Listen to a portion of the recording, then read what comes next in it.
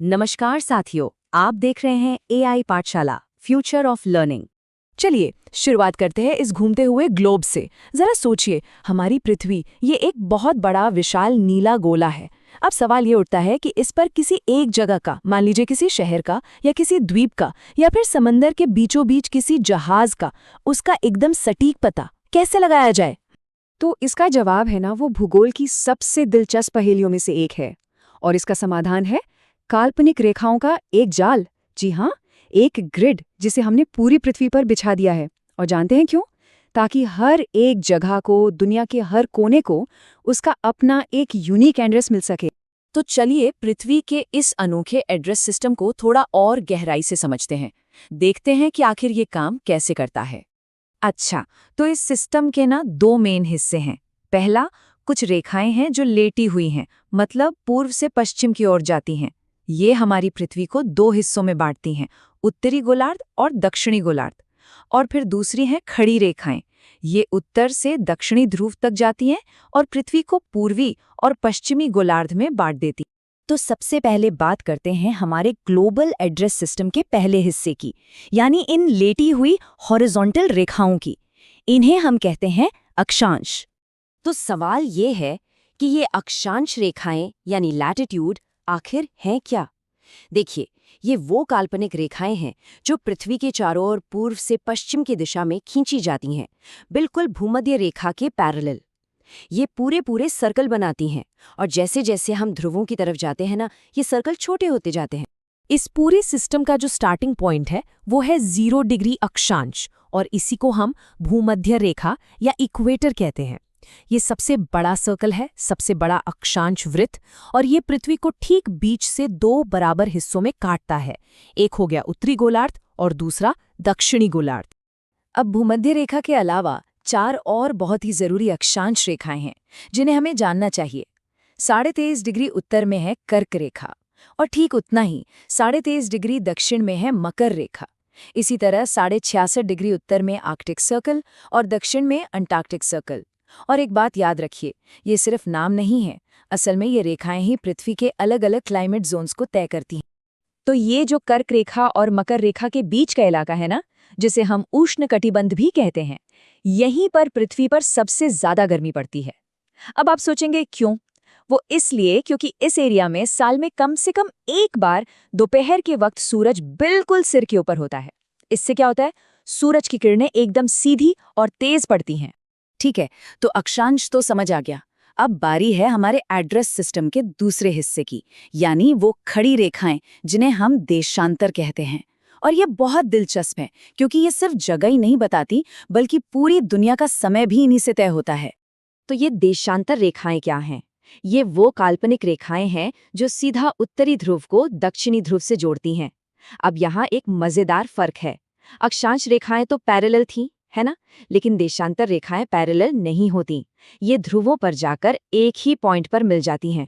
जैसे अक्षांश के लिए हमारा स्टार्टिंग पॉइंट भूमध्य रेखा थी, ठीक वैसे ही देशांतर के लिए भी एक 0 डिग्री लाइन है।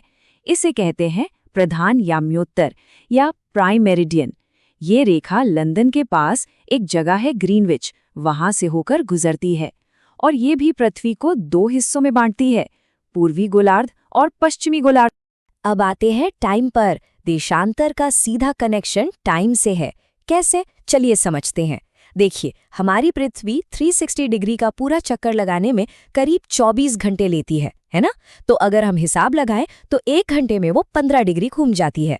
और अगर इसको और छोटा करें तो पता चलता है कि 1 डिग्री घूमने में पृथ्वी को लगते हैं ठीक 4 मिनट। बस यही वो सिंपल सा गणित है जिससे पूरी दुनिया का टाइम सेट होता है। और यहाँ सबसे जरूरी बात यह है कि हमारी पृथ्वी घूमती है पश्चिम से पूर्व की ओर। इसी वजह से ग्रीनिच से जो जगहें पूर्व में हैं, उनका समय हमेशा आगे रहता है, प्लस में, और जो जगहें पश्चिम में हैं, उनका समय पीछे रहता है, यानी माइनस में। इसका सबसे अच्छा एग्जाम्पल है अपना भारत। भारत का जो मानक समय है वो 82.5 डिग्री पूर्वी देशांतर से लिया गया है। तो चलिए अभी जो हमने गणित समझा उसे लगाकर देखते हैं। 82.5 डिग्री को अगर हम 4 मिनट से गुणा करें तो कितना हुआ? 330 मिनट। और 330 मिनट का मतलब क्या हुआ? ठीक 5.5 घंटे। बस यही वजह है कि भारत का टाइम ग्रीनविच मीन टाइम से हमेशा 5.5 घंटे आगे चलता है। तो ठीक है, अब हमारे पास लेटी हुई रेखाएं यानी अक्षांश भी हैं और खड़ी रेखाएं यानी देशांतर भी हैं। अब असली मजा तो तब है जब ये दोनों एक साथ आती हैं। देखते हैं ये मिलकर क्या कमाल करती हैं। तो सवाल सीधा है, ये अक्षांश और देशांतर रेखाएं, ये पूरा का पूरा जाल आखिर करता क्या है? और ये रहा जवाब। जब अक्षांश और देशांतर रेखाएं एक दूसरे को काटती हैं तो वे बनाती हैं एक ग्रिड, एक जाल। और इस ग्रिड पर हर एक पॉइंट का, हर एक चौराहे का अपना एक यूनिक पता होता है, एक अक्षांश और एक देशांतर का नंबर।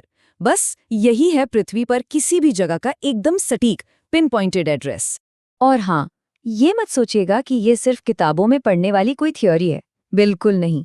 चलिए देखते हैं कि ये ग्रिड हमारी रोजमर्रा की जिंदगी में कहाँ-कहाँ काम आता है। सबसे पहले आपके फोन में जो जीपीएस है वो इसी ग्रिड का इस्तेमाल करके बताता है कि आप कहाँ हैं। फिर समुंदर में बड़े बड़े जहाज हों या आसमान में उड़ते हवाई जहाज, वो सब अपना रास्ता खोजने के लिए इन्हीं रेखाओं पर निर्भर करते हैं। और हाँ, जैसा हमने पहले बात की, पूरी दुनिया के टाइम जोन भी तो इसी देशांतर सिस्टम पर ही टिके हैं। तो चलिए जाने से पहले कुछ जरूरी आंकड़े फटाफट रिवाइज कर लेते हैं।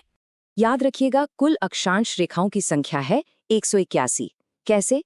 90 उत्तर में, 90 दक्षिण में और एक बीच में भूमध्य रेखा।